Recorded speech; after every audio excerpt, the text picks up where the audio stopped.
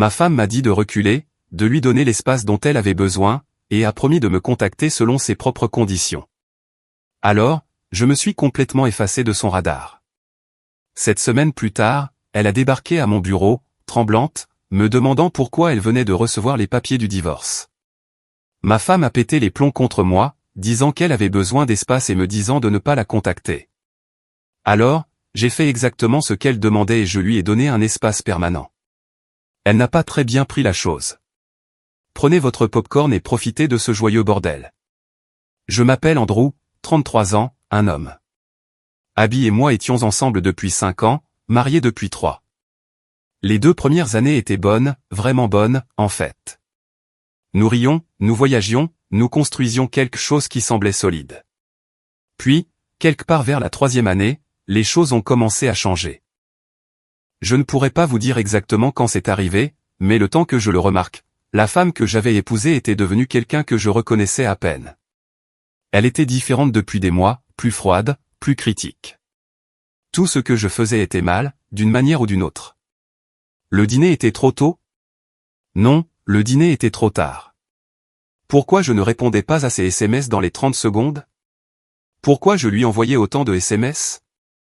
Les règles changeaient tous les jours, et j'étais toujours hors jeu. Les petites choses ont commencé à s'accumuler. Elle soupirait chaque fois que j'entrais dans une pièce, levait les yeux au ciel à mes blagues, faisait ses petites remarques sur mes vêtements, mes loisirs, la façon dont je chargeais le lave-vaisselle. Rien d'assez gros pour se disputer individuellement, mais cela m'a juste usé au fil du temps. Sa meilleure amie, Monica, venait beaucoup plus souvent ces derniers temps, aussi. 3, 4 fois par semaine, elle disparaissait dans notre chambre pour parler en chuchotant. Et chaque fois que je passais devant, la conversation s'arrêtait net. Monica me lançait ce regard. Elle ne m'a jamais aimé depuis le premier jour, et le sentiment était réciproque. Monica était l'une de ces personnes qui se nourrissent des drames des autres. Toujours à se plaindre de son ex, toujours à dire que les femmes devaient se défendre. Elle était amère et voulait que tout le monde le soit aussi. Je l'avais vu bousiller au moins 2 autres mariages juste en chuchotant à l'oreille de l'épouse. J'aurais dû reconnaître le schéma quand elle a commencé à travailler sur le mien, mais je n'ai pas vu la fin venir. Pas ce mardi soir-là. Pas comme ça. La dispute a commencé vers 19h30. J'avais vérifié l'application calendrier d'Abby pour voir si elle avait des projets ce soir-là, parce que je voulais réserver une table chez Marino. Ce restaurant en ville dont elle parlait sur son Instagram depuis des semaines. Clin d'œil, avait-elle mis en légende d'une photo. Très subtil. Donc, j'étais là, essayant de surprendre ma femme avec un bon dîner dans un restaurant où elle m'avait littéralement demandé de l'emmener, et elle est entrée dans le salon et a vu mon téléphone sur la table basse avec son calendrier ouvert.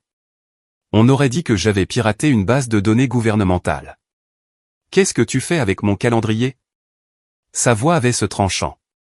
Celui qui signifiait que les 2 prochaines heures de ma vie allaient être misérables, peu importe ce que je dirais. J'ai expliqué pour la réservation du dîner. Elle s'en fichait. Elle ne m'a même pas laissé finir ma phrase. Ce qui a suivi, c'était 20 minutes d'accusation. J'étais contrôlant. Je la surveillais. Je l'étouffais. Je ne lui faisais pas confiance.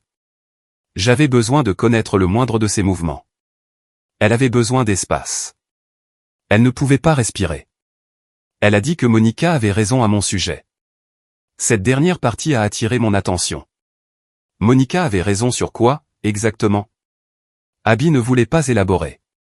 Elle revenait sans cesse sur le fait qu'elle ne pouvait plus supporter ça. Qu'elle avait besoin d'un vrai espace. Qu'elle allait rester chez Monica pendant un moment. Elle le disait comme si elle me faisait une faveur. C'est là que j'ai remarqué le sac de voyage près de la porte, déjà fait. La sacoche de l'ordinateur portable à côté, les clés de voiture à la main, le chargeur de téléphone soigneusement enroulé dessus. Elle avait prévu ça. L'histoire du calendrier n'était qu'une excuse qu'elle attendait. Elle avait probablement répété toute la scène avec Monica à l'avance. Ne m'appelle pas. Ne m'envoie pas de SMS. Ne fais rien. Elle a dit ça comme si elle lisait un script. Comme si elle l'avait répété. C'était probablement le cas. Je te contacterai quand je serai prête. Selon mes conditions. La porte s'est refermée à 19h50. Je suis resté là 1 minute, fixant l'endroit où elle se tenait, m'attendant à moitié à ce qu'elle revienne et dise qu'elle avait surréagi, que nous pouvions en parler comme des adultes. Elle ne l'a pas fait. L'appartement a semblé différent, immédiatement, pas exactement plus vide, mais plus calme, d'une manière qui m'a fait réaliser à quel point les choses avaient été bruyantes, combien d'énergie j'avais dépensé à gérer ses humeurs, à essayer de ne pas la contrarier, en pesant chaque mot avant de le prononcer. J'ai dormi sur le canapé cette nuit-là, je me suis réveillé à 3 heures du matin et j'ai vérifié mon téléphone par habitude. Rien de sa part. J'ai passé l'heure suivante à rejouer la dispute dans ma tête, essayant de comprendre ce qui l'avait déclenché. Puis j'ai réalisé quelque chose, je n'essayais pas de comprendre ce que j'avais fait de mal. J'essayais de comprendre pourquoi j'avais supporté ces conneries pendant si longtemps. Mercredi matin, j'ai agi machinalement. Je suis allé au travail en pilote automatique. Je suis ingénieur réseau senior dans un centre de données, dans le quartier des entrepôts. Bon salaire, travail ennuyeux. Le genre de boulot où l'on peut disparaître dans des salles de serveurs pendant des heures sans que personne ne vous dérange. Vers le déjeuner, j'ai envoyé un SMS à Abby. Juste pour prendre des nouvelles, m'assurer qu'elle allait bien, demander si on pouvait parler. Sa réponse est arrivée 2 heures plus tard. Je t'ai dit de ne pas me contacter. J'étais sérieuse. Recule. J'ai tapé une réponse neutre. J'ai dit que je comprenais. 5 minutes plus tard, un autre SMS. Tu n'écoutes jamais. C'est exactement ça le problème. Arrête, c'est tout. Elle m'a dit de ne pas la contacter. Je l'ai fait quand même, une fois, parce que je m'inquiétais pour ma femme, et maintenant elle utilisait ce seul SMS comme preuve que je n'écoute pas. Très bien. Il y a ce moment où l'on arrête d'essayer de comprendre ce qu'on a fait de mal, et où l'on réalise que peut-être, on n'a rien fait de mal du tout. Peut-être que le problème n'a jamais été vous. Peut-être que vous avez passé des années à vous excuser pour des choses qui ne nécessitaient pas d'excuses. Ce déclic s'est produit juste là, dans la salle des serveurs, en fixant mon téléphone avec le bourdonnement des ventilateurs de refroidissement qui couvraient tout le reste. Elle voulait que je recule. J'allais reculer si loin qu'elle aurait besoin d'un télescope pour me trouver. Ce soir-là, je me suis assis sur le canapé et j'ai ouvert les paramètres de mon téléphone. L'appartement était calme. Pas de télé en fond sonore parce qu'Abby n'était pas là pour se plaindre de ce que je voulais regarder. Juste le silence et le bruit lointain de la circulation. Un par un, j'ai fait des changements. Notification de son numéro, complètement désactivé. Les SMS arriveraient toujours, mais silencieusement. Partage de position, nous avions localisé active depuis 2 ans. Elle avait insisté là-dessus au début de notre mariage parce qu'elle disait que ça la rassurait. C'est drôle comme elle pouvait suivre le moindre de mes mouvements et que c'était acceptable, mais que moi, vérifiant un calendrier pour planifier un dîner, cela faisait de moi quelqu'un de contrôlant. Je l'ai désactivé complètement. Elle ne pouvait plus suivre mes déplacements. Liste des favoris, son nom trônait en haut, là où il était depuis que nous avions commencé à sortir ensemble. Supprimé. Contact d'urgence, femme Abby était listée en premier. Je l'ai changé pour mon pote Kai. Nous étions amis depuis la fac.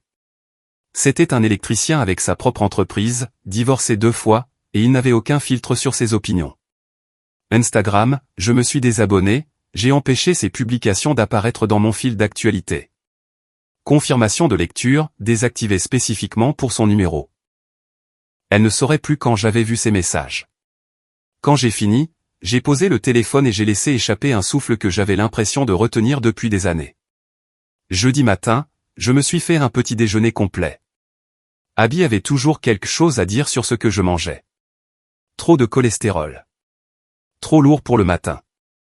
Pourquoi tu ne prends pas juste un yaourt comme une personne normale? J'ai mangé chaque bouchée et je me sentais super bien. Au travail, j'ai croisé Kai dans le parking. Il travaillait dans le bâtiment d'à côté, tirant des câbles pour un nouvel aménagement de bureau. Il a vu mon visage et a tout de suite su qu'il se passait quelque chose. Mec, on dirait que quelqu'un t'a enlevé un poids des épaules ou un truc du genre, a-t-il dit. Je lui ai dit qu'Abby était partie. Je lui ai donné la version courte. Il a hoché la tête. Donc, tu es en train de me dire que la femme qui t'a fait rater mon anniversaire 3 années de suite parce qu'elle avait mal à la tête a fini par partir d'elle-même? C'est une façon de voir les choses. Je vais le dire d'une autre façon. Dieu merci. Il m'a tapé sur l'épaule. La première tournée d'aile de poulet est pour moi ce week-end. On fête ça. Kai n'avait jamais aimé Abby. Il ne l'a jamais dit carrément pendant que nous étions mariés, mais je voyais bien la façon dont il devenait silencieux quand elle était là. La façon dont il trouvait des excuses pour partir tôt chaque fois qu'elle arrivait. L'homme n'était pas subtil. C'était aussi la personne la plus drôle que je connaisse, de cette manière totalement inappropriée qui rend les services RH nerveux. 2 divorces à son actif, dirigeant sa propre entreprise d'électricité, et il réussissait quand même à être le type le plus heureux de la pièce. Sa philosophie était simple, la vie est trop courte pour la passer avec des gens qui vous rendent misérable. Je commençais à comprendre ce qu'il voulait dire. Vendredi soir, mon téléphone a vibré. Un SMS d'un autre vieil ami, Warren. Je n'avais pas eu de nouvelles de lui depuis presque 2 ans. Nous jouions au basket ensemble au centre sportif tous les dimanches avant que je ne me marie. J'ai entendu dire par la bande que tu pourrais être à nouveau célibataire. Match improvisé demain, 10h. Sois là ou pas, mais tu rates quelque chose. J'ai commencé à taper ma réponse habituelle. Je ne peux pas, désolé. Puis je me suis arrêté. Pourquoi je ne pouvais pas? J'ai effacé ma réponse. J'en ai tapé une nouvelle. Je serai là. Sa réponse a été immédiate. Pas moyen. Je fais une capture d'écran pour preuve. Warren était l'opposé de Kai à presque tous les égards. Calme, réfléchi, il travaillait comme assistant juridique dans un cabinet de droit de la famille en ville. Le genre de gars qui avait toujours l'information avant tout le monde parce qu'il connaissait des gens qui connaissaient des gens. Il s'avère que Kai lui avait mentionné ma situation plus tôt dans la semaine. Il m'avait vu disparaître lentement au cours des 3 dernières années et n'avait jamais rien dit directement. Samedi matin, je me suis présenté au centre sportif. Warren était déjà là avec 4 autres gars. Il m'a vu entrer, et son visage s'est fendu d'un large sourire. Regardez qui s'est enfin montré. Il m'a serré dans ses bras comme un ours. 2 ans, mec. 2 ans. Tu nous as ghosté. Je suis resté vague. J'ai dit que la vie c'était compliqué. Nous avons joué pendant 2 heures. J'étais rouillé, mais la mémoire musculaire est revenue vite. La brûlure familière dans les jambes, le bruit satisfaisant d'un tir réussi, les provocations, les rires, la façon dont on oublie tout le reste quand on est en compétition. J'ai raté beaucoup de tirs qui auraient été faciles il y a 3 ans, mais tout le monde s'en fichait. Après, quelqu'un a suggéré un déjeuner. J'ai dit oui sans réfléchir. Nous avons fini dans un resto de burgers près de la plage. 6 gars entassés dans une banquette, racontant des conneries et mangeant comme si nous avions encore 20 ans. Warren a demandé ce qui s'était vraiment passé, pourquoi j'avais disparu. Je lui ai dit la vérité, je me suis marié, ma femme n'aimait pas mes amis, alors j'ai arrêté de voir mes amis. La table est devenue silencieuse une seconde. Puis Kai, qui nous a rejoints après avoir fini un boulot, a dit ce que tout le monde pensait. Frérot, ce n'est pas une femme. C'est un gardien de prison. Nous avons tous ri. Warren a levé son verre au fait de récupérer sa vie. J'ai réalisé à un moment donné que je n'avais pas pensé à Abby pendant 3 heures d'affilée. Je n'avais pas vérifié mon téléphone. Je ne m'étais pas demandé ce qu'elle faisait. J'étais juste là, dans le moment présent, m'amusant réellement pour la première fois depuis plus longtemps que je ne pouvais me souvenir. Dimanche soir, je me suis assis à ma table de cuisine avec un bloc-notes et un stylo. Il était temps de mettre mes affaires en ordre.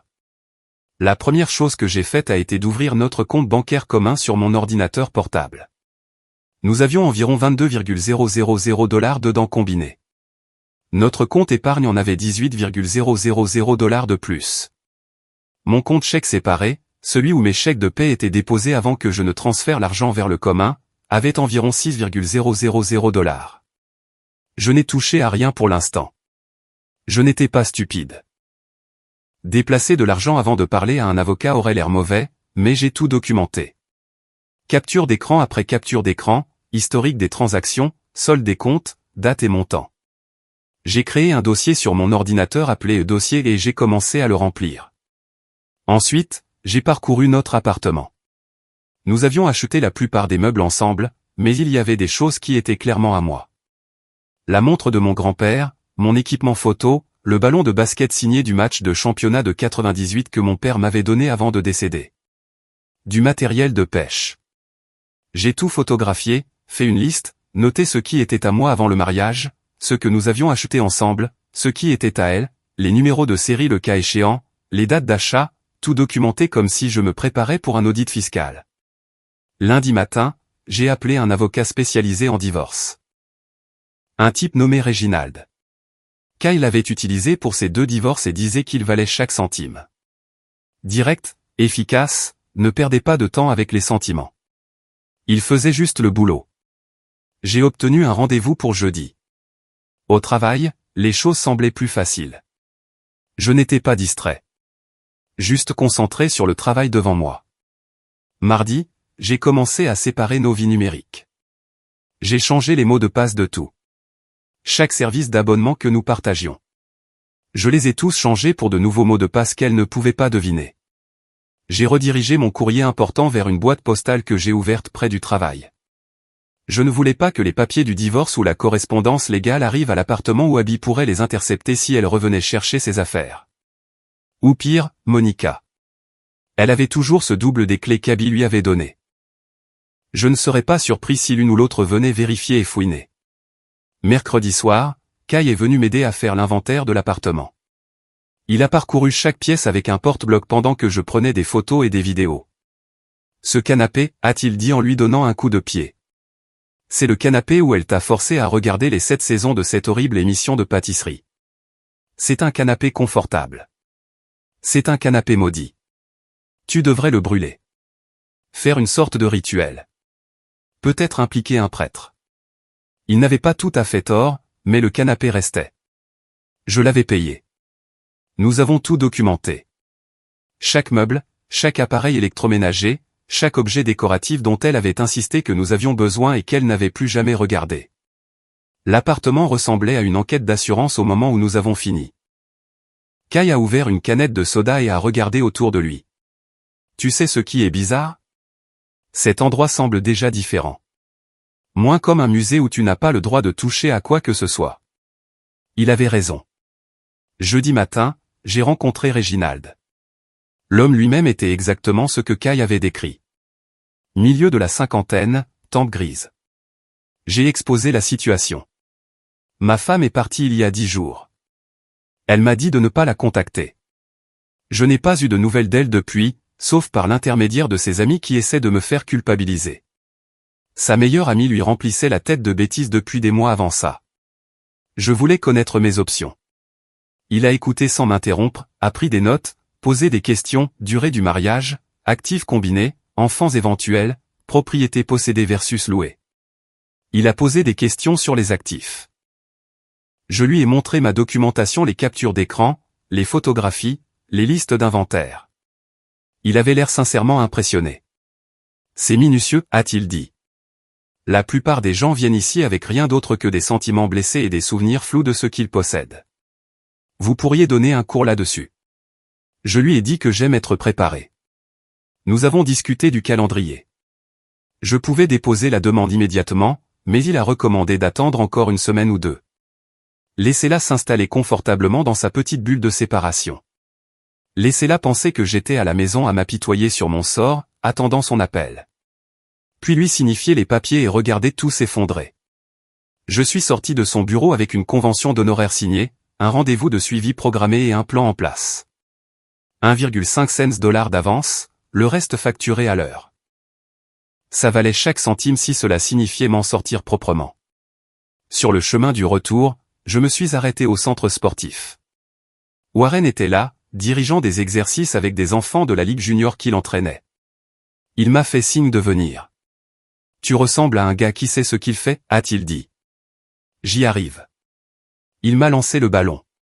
Quoi qu'il se passe, assure-toi juste d'avoir tout documenté. Crois-moi là-dessus. Warren savait exactement comment ces choses fonctionnaient de l'intérieur. Il avait probablement vu une centaine de mariages s'effondrer sur son bureau. J'ai pris le tir. Panier. Le premier que j'avais réussi de toute la semaine. Tu as toujours le truc, a dit Warren. Je ne l'ai jamais perdu, j'ai juste oublié où je l'avais mis. 3 semaines après le départ d'Abby, et ma vie avait l'air complètement différente. L'avocat avait dit d'attendre avant de déposer la demande, alors j'ai utilisé ce temps pour me reconstruire au lieu de rester assis à me morfondre sur ce que j'avais perdu. J'avais rejoint l'équipe de basket de la Ligue de loisirs. Match tous les mercredis soirs. Nous étions nuls. On perdait plus qu'on ne gagnait. Mais ça n'avait pas d'importance. Les gars faisaient que ça en valait la peine. Une bande de mecs dans la trentaine prétendant que nous avions encore 20 ans, se provoquant comme si on était payé pour ça, et glaçant nos genoux après coup comme des vieillards. J'ai recommencé à aller à la salle de sport, aussi. J'y allais religieusement avant de me marier. Abby n'aimait pas que je passe du temps là-bas. Elle disait que c'était vaniteux. Elle disait que j'essayais d'impressionner d'autres femmes. Elle disait qu'elle ne comprenait pas pourquoi j'avais besoin d'être ailleurs qu'à la maison avec elle. C'était plus facile d'arrêter d'y aller que de se battre à ce sujet à chaque fois. Maintenant, j'étais de retour 5 jours par semaine, tôt le matin avant le travail. Mon corps a commencé à changer en quelques semaines. J'ai perdu le mou autour de ma taille. Mes épaules et mes bras se sont remplis à nouveau. Je dormais comme une masse chaque nuit. Ce bon type de fatigue qui vient du fait d'avoir vraiment utilisé son corps. J'ai aussi repris la photographie.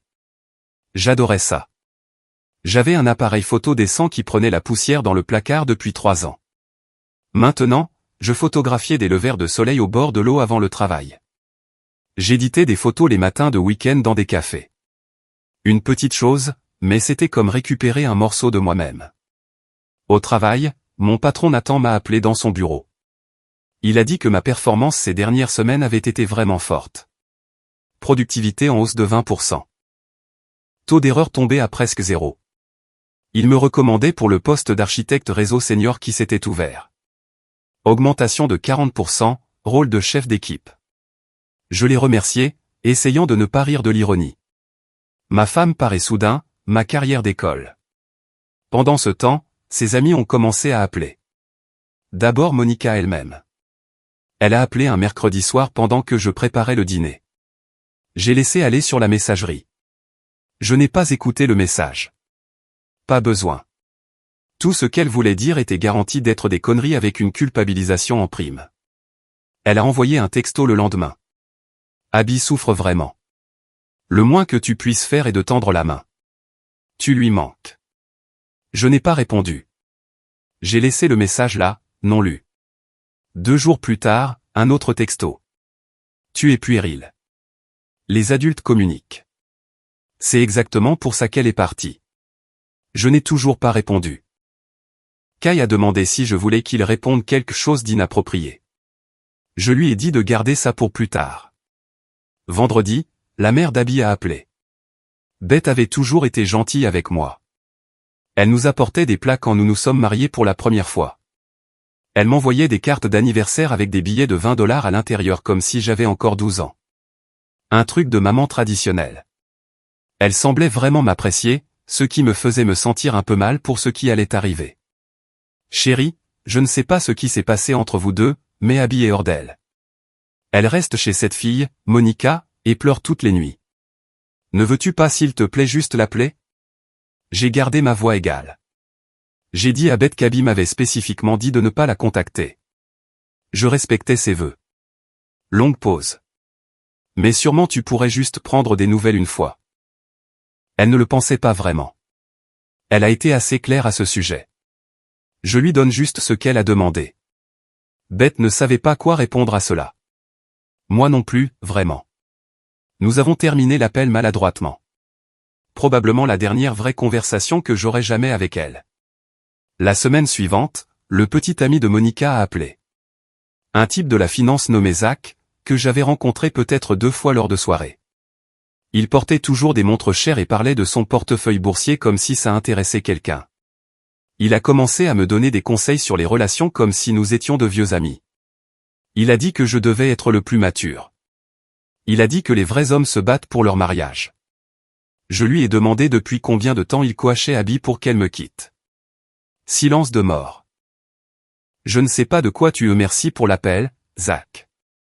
J'ai raccroché avant qu'il ne puisse finir sa phrase. À la 5e semaine, j'avais arrêté de compter les jours. Je vivais, tout simplement. Basket 2 fois par semaine. Salle de sport 5 jours. Soirée poker avec Kai et certains de ses potes électriciens un jeudi sur deux. Ils jouaient pour de l'argent réel. J'étais nul au poker. Ça n'avait pas d'importance. La conversation valait les pertes.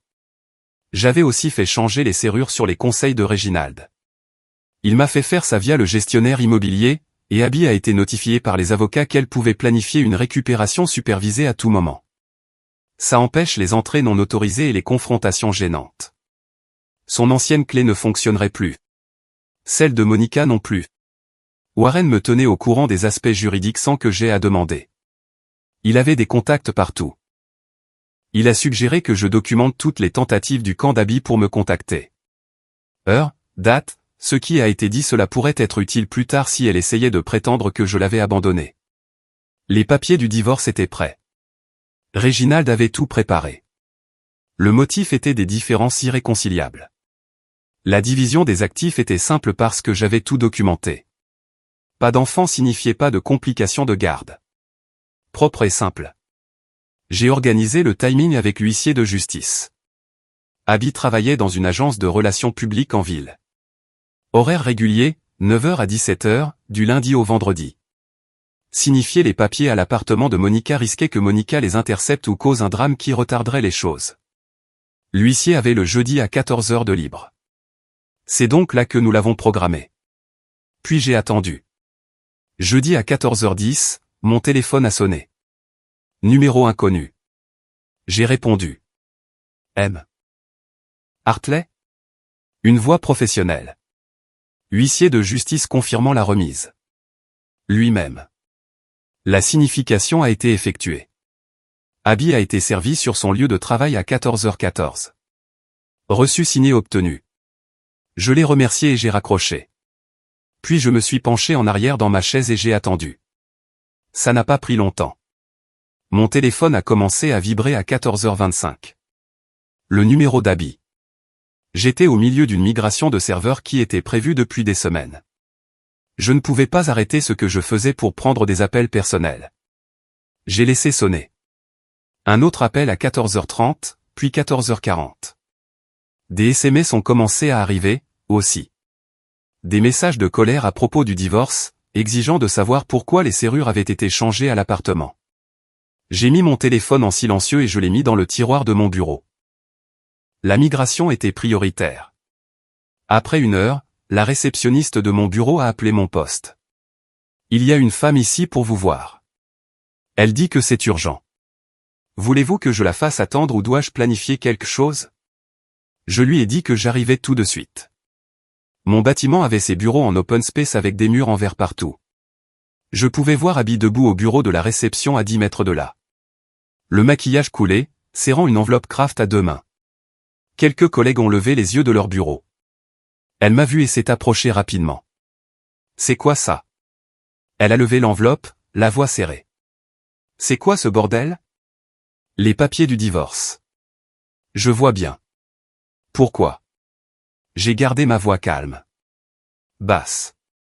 Tu es parti. Tu m'as dit de ne pas te contacter. Tu as emménagé avec ton ami. Je me suis dit que le mariage était fini. On faisait une pause.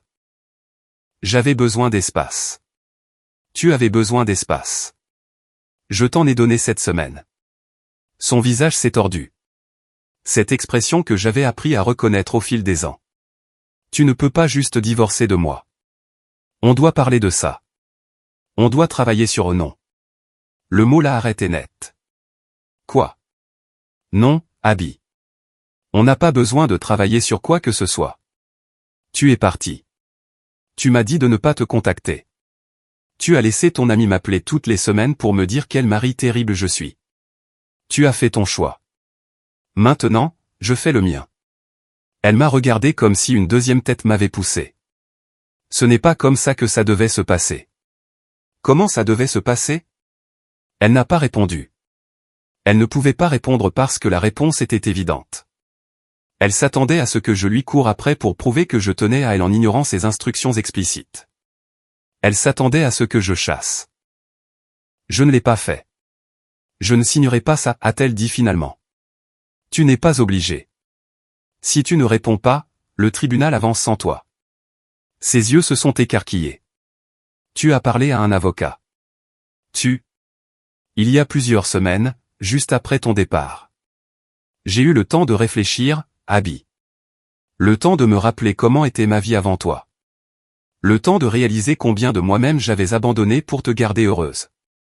Et tu sais quoi? Je veux récupérer ce gars-là.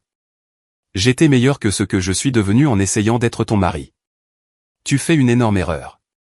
La voix de Monica est venue de derrière moi. Je ne l'avais même pas entendue entrer. Bien sûr, Monica était là. Elle avait conduit Abby. Je me suis retourné. Elle se tenait près de l'entrée, les bras croisés, ce mépris familier sur le visage. Et voilà l'acolyte. Je me suis retourné vers Abby. Tu l'as amenée pour le soutien émotionnel ou parce que tu ne peux pas prendre une décision sans la consulter d'abord? La bouche d'Abby s'est ouverte, fermée, ouverte à nouveau. Ce n'est pas fini, a-t-elle dit. Si, ça l'est. Tu ne l'as juste pas encore compris. Signe les papiers ou ne le fais pas. De toute façon, ce mariage est terminé.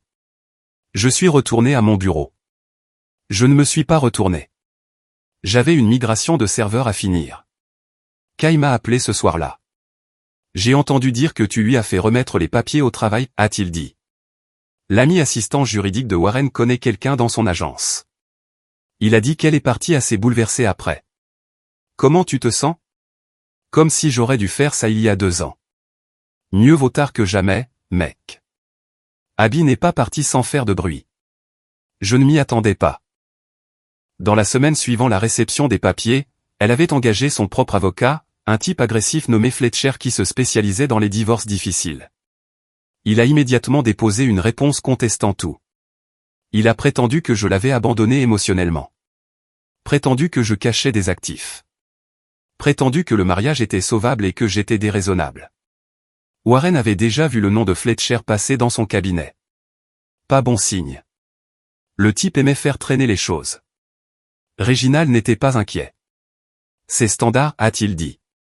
Elle panique, essaie de reprendre le contrôle, mais nous avons des preuves. Nous avons 7 semaines où elle te dit explicitement de ne pas la contacter pendant qu'elle vivait avec son ami. Aucun juge ne croira l'argument de l'abandon. La phase de découverte a pris les mois 2 à 4. Ils ont exigé des dossiers financiers remontant à 5 ans. Relevé bancaire, déclaration d'impôt, compte d'investissement, relevé de carte de crédit, tout. J'ai tout fourni. Warren m'avait prévenu de ce à quoi m'attendre. Il a dit que la découverte était là où la plupart des gens se plantaient. Traiter chaque interaction comme si elle était enregistrée pour un juge. Quand l'équipe de Fletcher a épluché nos comptes communs à la recherche de preuves que j'avais déplacé de l'argent, ils n'ont rien trouvé. Chaque transaction documentée, chaque dépôt expliqué. Pendant ce temps, des choses intéressantes ont fait surface de son côté. Il s'avère qu'Abby faisait des retraits en espèces aux caisses des supermarchés depuis des mois. $20 ici, $40 là. Tout catégorisé comme achats alimentaires, mais en fait, elle constituait un fonds secret. Au moment où elle est partie, elle avait accumulé près de $3,000 en liquide qui n'était sur aucun compte. Réginald a souri quand il a trouvé ça. Ça nous aide vraiment, a-t-il dit. Elle planifiait ça depuis un moment, cachant de l'argent, construisant un fonds de sortie. Ça ne ressemble pas à quelqu'un qui voulait sauver son mariage. Il y avait aussi la question de ses dépenses pendant la séparation. Elle avait utilisé notre carte de crédit commune pour des journées au spa, des dîners coûteux, des virées shopping près de $4,000 en 7 semaines. Je me sentais stupide de ne pas avoir clôturé la carte commune plus tôt. Réginald m'avait dit d'attendre jusqu'à ce qu'il puisse me conseiller sur la façon de le gérer sans que cela ressemble à de la coercition financière. Nous l'avons finalement gelé à la semaine 5, juste avant de déposer la demande. À ce moment-là, le mal était fait, mais au moins nous avions la documentation de chaque débit. La déposition était prévue pour le 3e mois. Avant cela, il y avait la question de l'appartement. Abby avait envoyé un texto pendant la semaine 8 pour demander quand elle pouvait venir chercher ses affaires. Je lui ai dit de se coordonner avec le bureau de Réginald. Elle n'a pas aimé ça. Tout passait par les avocats maintenant. Elle a fini par venir avec sa mère un samedi après-midi pendant que j'étais au basket. Kay était là juste au cas où. Elle a pris ses vêtements, ses livres, la lampe moche et quelques cartons de trucs divers. Elle a laissé le canapé. Elle ne voulait probablement pas le rappel de ses 7 saisons d'émissions de pâtisserie. Quand Abby s'est présentée pour la déposition avec son avocat et Monica, qui était apparemment là comme soutien émotionnel, je n'étais pas surpris. Réginald a objecté à sa présence. Les non-partis n'étaient pas autorisés dans les dépositions. Elle a dû partir. C'était un moment agréable. La déposition elle-même a été longue et fastidieuse. L'avocat d'Abby m'a posé des centaines de questions, essayant de me dépeindre comme contrôlant et négligent en même temps. À quelle fréquence vérifiais-je son calendrier? Pourquoi avais-je le partage de position activé? Est-ce que j'ai déjà critiqué ses amis? J'ai répondu à tout calmement. Oui, j'ai vérifié son calendrier pour planifier un dîner surprise. Oui, nous avions le partage de position parce qu'elle l'avait demandé. Non, je n'ai jamais critiqué ses amis en face d'elle bien que j'ai eu des opinions que j'ai gardées pour moi comme une personne normale. Quand ce fut au tour de Réginald d'interroger Abby, les choses sont devenues intéressantes. Il a posé des questions sur Monica, à quelle fréquence elle parlait, de quoi elle discutait, si Monica l'avait jamais encouragée à me quitter. Elle a hésité, a regardé son avocat. Monica a été un soutien pendant une période difficile. Ce n'est pas ce que j'ai demandé. Est-ce que Monica vous a déjà encouragé à quitter votre mari? Une autre hésitation. Elle pensait que je méritais mieux. Et quand a-t-elle commencé à penser ça? Je ne sais pas. Il y a quelques mois. Avant ou après que vous ayez commencé à retirer du liquide aux caisses des supermarchés? Fletcher a objecté. Réginald a retiré la question, mais le point était marqué. Le lien était établi. Au 4e mois, la réalité s'était installée. Il n'y avait pas d'actifs cachés. Il n'y avait pas d'abus. Il n'y avait pas d'abandon. Il y avait juste une femme qui avait écouté son ami toxique, avait quitté son mariage, et s'attendait à ce que son mari la poursuive comme un idiot désespéré. Et quand il ne l'a pas fait, elle a perdu les pédales. Fletcher a demandé une réunion de règlement, voulait négocier les termes. Nous nous sommes rencontrés dans une salle de conférence neutre en ville.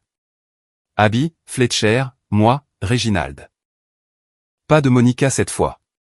Abby avait l'air fatigué. La séparation ne lui réussissait pas. Fletcher a ouvert avec des exigences. Elle voulait l'appartement. Elle voulait 50% des comptes de retraite. Elle voulait une pension alimentaire pour 2 ans. Réginald a contre-attaqué avec la réalité. L'appartement était loué, pas possédé. Les comptes de retraite étaient soumis à une division standard basée sur les contributions pendant le mariage. La pension alimentaire était peu probable étant donné qu'elle avait un emploi à temps plein avec un salaire décent. La négociation a fait des allers-retours pendant 3 heures.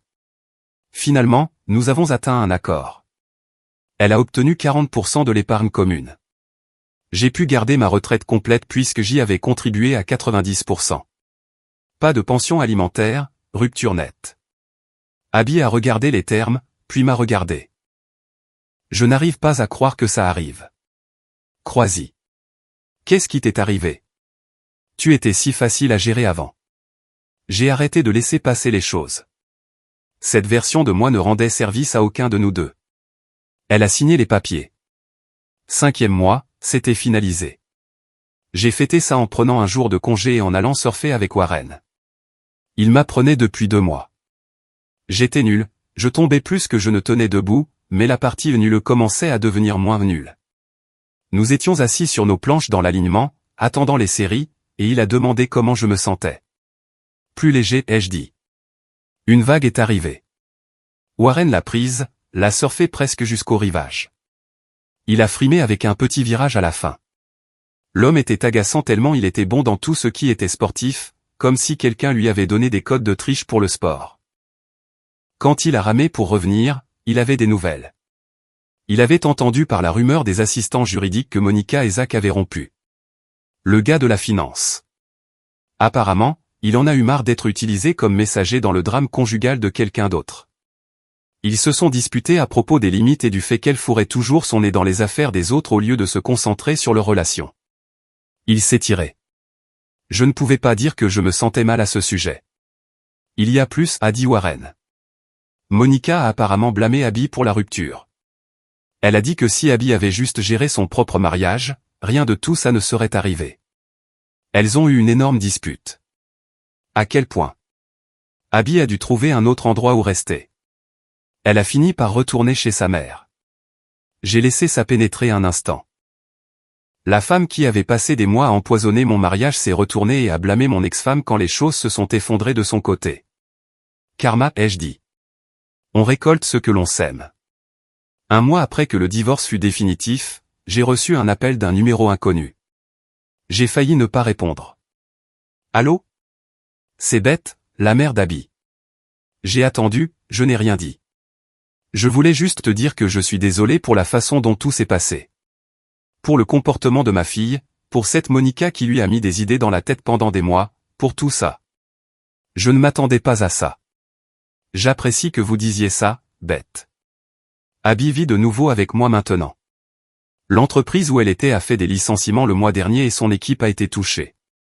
Elle commence à voir beaucoup de choses qu'elle aurait dû voir avant. Je suis désolé d'entendre ça. Vraiment? Question juste. Une partie de moi l'est. Nous avons été mariés pendant 3 ans. Je ne veux pas qu'il lui arrive de mauvaises choses, mais elle a fait des choix. Les choix ont des conséquences. Longue pause sur la ligne. Nous nous sommes dit au revoir maladroitement. 2 mois après le divorce, j'ai eu la promotion au travail. Architecte réseau senior. Augmentation de 40%. Bureau d'angle. Une équipe de 6 personnes sous mes ordres. Kai a organisé une fête chez lui pour célébrer. Warren est venu. Quelques gars du basket. Quelques collègues. L'équipe d'électriciens de Kai. On a fait griller des steaks dans le jardin. Quelqu'un a apporté une enceinte et a mis de la musique dont personne ne s'est plaint. Les gens riaient et racontaient des histoires. Plus tard dans la soirée, Warren m'a pris à part. Tu te souviens de cette amie assistante juridique dont j'ai parlé? Elle a dit qu'Abby a essayé de déposer une demande de modification du jugement de divorce la semaine dernière. Elle voulait rouvrir la division des actifs. Elle a prétendu qu'elle était sous la contrainte quand elle a signé. J'ai haussé un sourcil. Tu plaisantes. Ça a été rejeté rapidement. Se présenter avec son propre avocat et négocier pendant 3 heures ne compte pas comme de la contrainte. La motion n'a mené nulle part. 3 mois après le divorce, j'étais dans un café dans le quartier des Arts un dimanche matin, en train d'éditer des photos sur mon ordinateur portable. Quelqu'un s'est assis à la table voisine. J'ai levé les yeux. Abby. Elle semblait plus mince, fatiguée, les cheveux plus courts qu'avant. Elle m'a vu et s'est figée une seconde. Puis elle est venue vers moi. Salut. Je peux m'asseoir? J'ai fait un geste vers la chaise vide. Elle s'est assise, m'a regardé, puis a regardé ses mains. Silence gênant pendant un moment. Je voulais m'excuser, a-t-elle dit finalement. Pour être partie comme je l'ai fait. Pour les choses que j'ai dites, pour avoir laissé Monica entrer dans ma tête, pour la motion le mois dernier, tout ça. J'ai hoché la tête. Je n'ai rien dit. Je pensais être si intelligente. Je pensais que tu me courais après et que j'aurais tout ce pouvoir et cet avantage. Et quand tu ne l'as pas fait. Elle s'est tue, a secoué la tête. Ça m'a bousillé. Elle a baissé les yeux vers son café. Je sais qu'on ne peut pas revenir en arrière. Je ne demande pas ça. Je voulais juste que tu saches que je comprends maintenant. Ce que j'ai perdu, ce que j'ai jeté. J'ai laissé ça reposer un moment. J'en ai senti le poids. J'apprécie que tu dises ça. Je le pense vraiment. Est-ce que tu es heureux? Ouais, ai-je dit. Je le suis vraiment. Elle a hoché la tête, les yeux devenant un peu humides. Bien. Tu mérites ça. Sincèrement. Elle s'est levée pour partir, s'est arrêtée à la table. Pour ce que ça vaut, je pense à ce qui aurait pu être. Si je t'avais juste parlé au lieu d'écouter Monica, on aurait peut-être réussi. Peut-être. On ne le saura jamais maintenant. Non, on ne le saura pas. Elle est sortie. Elle ne s'est pas retournée. Je suis retourné à l'édition de mes photos. Un cliché du week-end dernier au bord de l'eau. La lumière de l'heure dorée frappant l'eau juste comme il faut. Warren a envoyé un texto pour un match improvisé cet après-midi. Plus tard dans la soirée, assis sur mon balcon à regarder le coucher de soleil, j'ai pensé à tout ce qui s'était passé. Elle voulait de l'espace. Je le lui ai donné. Je me le suis donné à moi-même, aussi. Elle s'attendait à ce que je la poursuive. Je ne l'ai pas fait. Certaines personnes apprennent trop tard que lorsque l'on dit à quelqu'un de reculer, il risque de le faire pour de bon.